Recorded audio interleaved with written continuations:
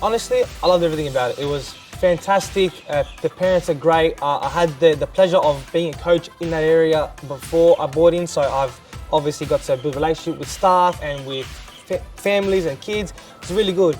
I'm facing a lot of problems.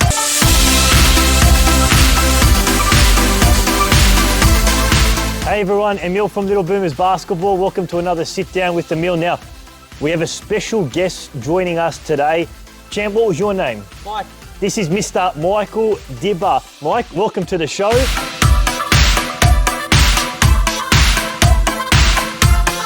Now, tell me, Mike, you've recently just purchased a franchise with us. Congratulations. Thank you very much. One of our first franchisees. Now, can you tell the audience which area did you purchase? Yeah, so I've been lucky enough to take on the inner west, so far north of Balmain down to San Susie, Earlwood on the left, and then all the way over to the airport. Fantastic. Now, Mike, I want you to tell everyone, before you purchased a Little Boomers franchisee and joined us on board, what were you doing with Little Boomers beforehand?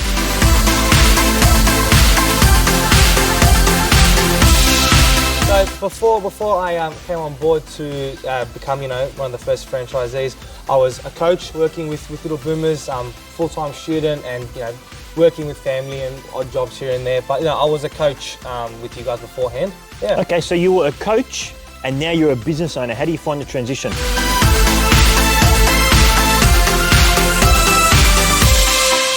The transition is good. It's fantastic. So, like you said, business owner.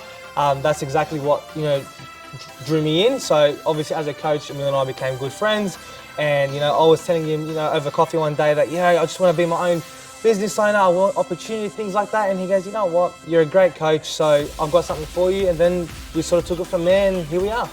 Okay, now Mikey, you just finished your first term of operation, term 2, as your very first business owner, franchise owner of the Inner West. How'd term 2 go for you? What did you like about it? Well, what I liked about it, honestly, I loved everything about it. It was fantastic. The parents are great. I had the pleasure of being a coach in that area before I bought in, so I've obviously got to build a relationship with staff and with families and kids. It's really good. I'm facing a lot of problems.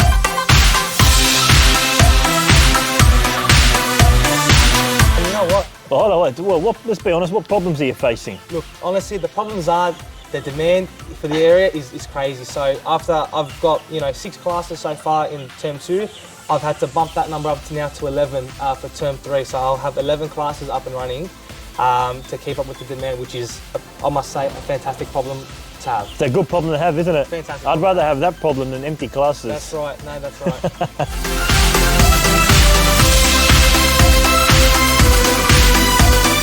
Now, Mikey, I want to ask you another question. Why did you decide to join Little Boomers Basketball as a franchisee? What enticed you about our business model?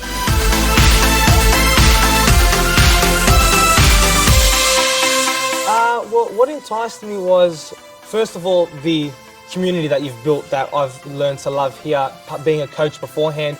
And the business model was sort of reflected that. So it's a family community that you've got going on, plus obviously the opportunity of, be your own boss, the work that we get to do, so working with kids, developing skills, making friends along the way. But ultimately it was be your own boss, good return, something different, something unique. And if you know me well, you know that I like to be different, unique, and something that stands out. And one of the first basketball programs in Australia to franchise, that's definitely new and unique for me, so why not?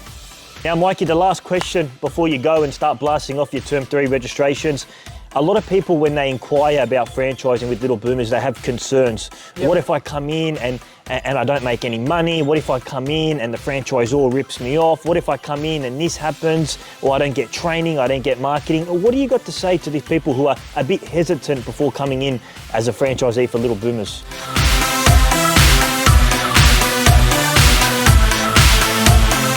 Look, I would have to say is, I hope that hasn't been your experience with other franchisees, because when you come to Little Boomers, the good thing is, like I said before, it is a community and family. So as Emil being the franchisor, it's open, it's transparent, everything is there, and the support that I've received is almost unheard of. The positive growth that I'm receiving from my initial investment is unheard of, and you know what? If there's ever a problem or something that I need to maintain the positivity, Emil has only been a phone call away, and not just Emil, the whole staff at Little Boomers from the head office has just been unreal. Thank you, Mike. And one point you mentioned there, you mentioned about transparency and communication, which personally is very important for me, because people come in, they're worried that there's all these hidden stuff in the agreement. Would you say at this point in time so far we've been pretty open about communication? Tell them what we do every Monday as well. Look, of course, to me as well, communication, transparency, being able to talk freely and say, look, this is what I like, this is what I don't like, this is what I think we should do, and be able to listen to each other like a team is the best part. So, like you said, every Monday we have a meeting. What are we thinking? What should we do next? How can we, keep growing and getting better and better and better? Which is something that's fantastic. And even the whole process of becoming, one of the first franchisees, it was a very open and transparent process. So we'd sit down, go through, paperwork left and right, but in the end, both parties ended up very happy and got everything we wanted. So Emil wanted a great franchisee, I wanted a great business model, and we got both. Mike, pleasure. It's an absolute legend. It's a pleasure having you as one of the founding franchisees. Killer Term 3, all the best. Oh, we'll go this way. Oh, man. Thanks, mate.